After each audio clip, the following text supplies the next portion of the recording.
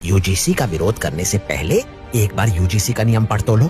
सबसे बड़ी अफवाह यही फैलाई जा रही है कि ये नियम जनरल कैटेगरी के बच्चों के खिलाफ है, जबकि सच ये है कि लोगों ने सिर्फ पोस्टर देखा है, पूरा नियम नहीं।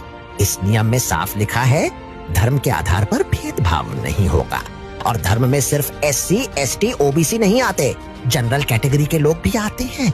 इसमें नस्ल के आधार पर भी संरक्षण की बात है। अब ऐसा तो है नहीं कि नस्ल सिर्फ एक ही वर्ग की होती है, लिंग के आधार पर भी संरक्षण मिलेगा।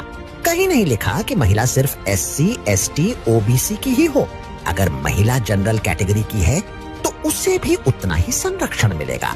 जन्म स्थान के आधार पर भेदभाव मना है, मतलब अगर नॉर्थ ईस्ट का कोई बच्चा मुंबई या दिल्ली में पढ़ता है तो उसे चिंकी पिंकी कहकर नीचा नहीं दिखाया जा सकता, और अगर ऐसा हुआ तो संरक्षण उसे मिलेगा, चाहे वो किसी भी कैटेगरी का हो।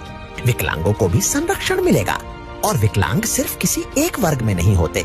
अब डर फैलाया जा रहा है कि जनरल कैटेगरी के बच्चों को झूठे केस में फंसाया जाएगा, लेकिन सच ये है कि किसी भी केस का फैसला एक व्यक्ति नहीं बल्कि 10 लोगों की समिति करेगी। 10 अलग अलग सोच, 10 अलग अलग नजरिए। ऐसा नहीं कि कोई एक झूठी कहानी बनाकर किसी बच्चे की जिंदगी बर्बाद कर दे। असल समस्या नियम नहीं है, असल समस्या है बिना पढ़े डर जाना और डर के आधार पर राय बना लेना।